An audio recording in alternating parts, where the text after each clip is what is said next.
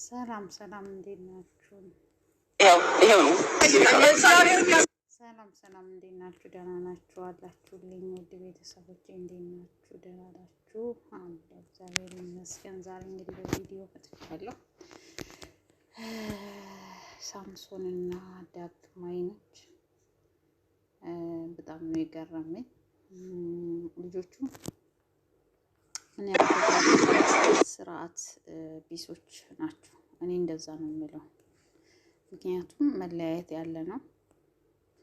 እሷ ምን ያክል ተጽዕኖ ልጆቹ ላይ እንደፈጠረች እና አባታቸው እንዲጠሉ እንዳደረገች በዚህ መመልከት ይችላል። ብዙ ሰው እየገባ ጨካኝ ነው ምናምን እንደዚህ ነው ስለቤቱ አናውቅም። መለያየታቸው የነሱ ነው። እኛ መፍረድ አንችልም። አልፈርድም። እኔ በባልና ሚስት አልፈርድም። እኔም በማንም አልፈርድም። በልጆቹ ግን እፈርዳለሁ። አንደኛ ያስተዳደግ ጉለት ነው እናትየው ላይ ያለው ያየሁት። ማለት ብዙም አልጠብቅባትም። ይሄን ያህል ስርዓት ያላት ናት ብዬ አልጠብቅም።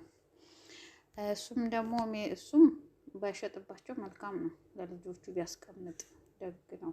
ግን ይመስለኛል እልህ ተያይዘዋል። በእልህ ነው። አሁን ሴፉ ሾው ጋር ገብቶ ሴፉ ጋር ሄዶ የተናገረው ንግግር እልህ አስገብቷታል። በዛ ጥፋት ነው ማለት አልነበረበትም። በእርግጥ ማለት አልነበረበትም። እኔም አልደግፍም። ግን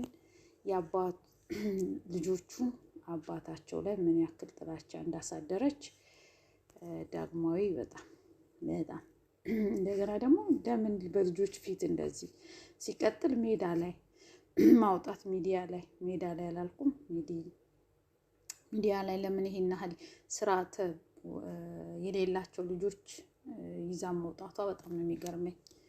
ብዙ ሰው አትፍረዱ እንደዚህ ነው ምናምን ልጆቹ ስርዓት በትክክለኛ ልንገራችሁ የልጆቹ ሀሳብ አይደለም። የልጆቹ 100% የትልቋ ሊሆን ይችላል፣ ትንሿ ግን አትልም። ይሄ ላስፈረድበት እንደዚህ ልበልበት፣ ግን ለሱ ስትል አንዳንድ ጭፍን የሆነ ሰው ሊፈርድ ይችላል። በዛሬው እኔ አልፈርድም። ምክንያቱም ለምን እንደማልፈርድ ታውቃላችሁ? ልጅቷ አባቷን እሺ እንዴት ነው አባት እሺ ማለት ምን አይነት ስርዓተ ቢስ ናት? እስቲ እዩዋቸው። የገነት ንጋቱ ልጆች አባታቸው በክብር እናታቸው በቃ ደርባባ አረገን እንጃ። እቺ ለነገሩ አልጠብቅም። መቼ እንደታዘብኳት ታውቃላችሁ? የ10 ዓመታቸው አክብራ መታ እህቱ እንደዚህ ብላ የተናገረች ሰዓት አበቃ። አብራ የኖረች ስለ እህቱ ግዱፍ ወጣ የምታወራ ስለ ቤተሰቦቹ መታ የምታወራው ከባድ ነው። አብረሽ እየኖርሽ ያቃቅራል። ምንም ቢሆን እህት ናት።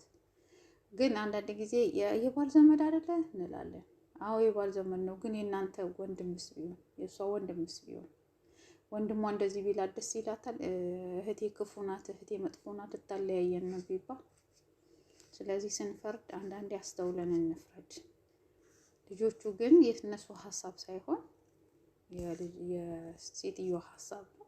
ሲቀጥል ደግሞ እናትየውን አስመሰለኝ እንዴ! ምነው ከበቡት? ቤተሰብ የለውም እንዴ? አሳዘነኝ። የምሬ ነው። ግን ቁም ነገር ልጆቹ ስርዓተ ቢስ ናቸው በጣም።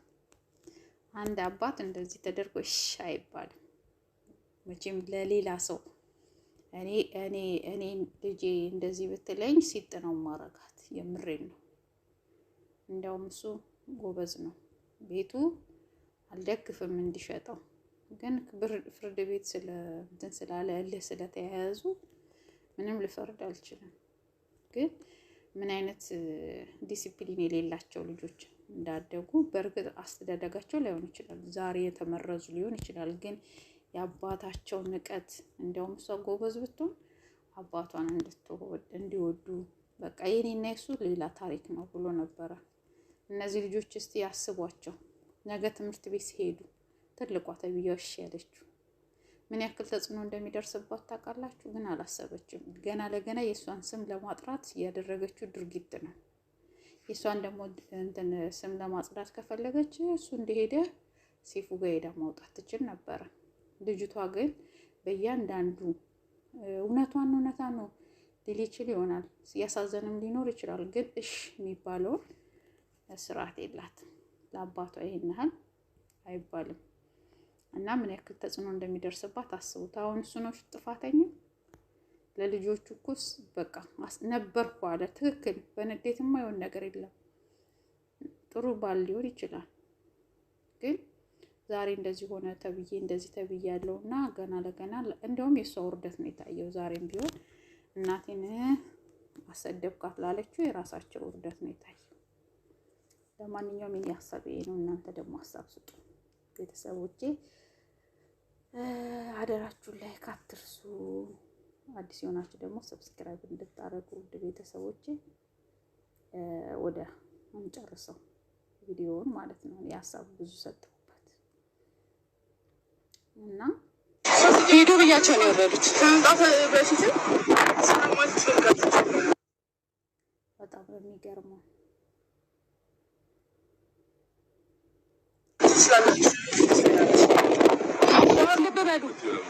ልብ በሉ። አሁንም ተጽዕኖ አድርጋ በእኔ እያሳበበ ነው። ልብ በሉ።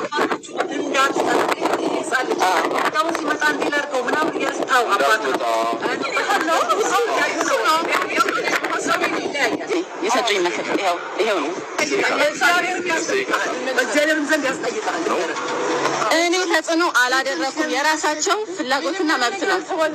የኛ ሀሳብ ነው። እናንተ ተኖሮ ስማት ስለቤቱ እናንተ አያገባችሁ። ፍርድ ቤት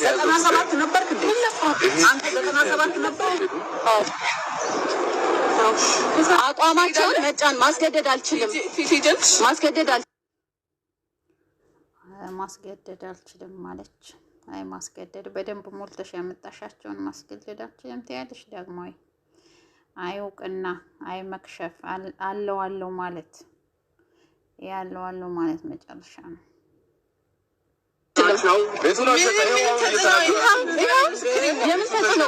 ቤቱን አሸጥክ? ለምን ቤቱን ላሸጥከው? መናገር እንችላለን። ሄደን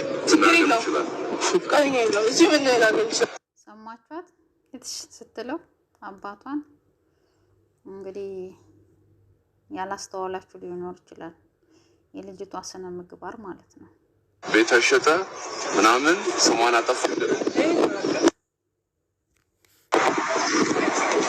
ሄዱ ብያቸው ነው የወረዱት። ከመምጣት በፊት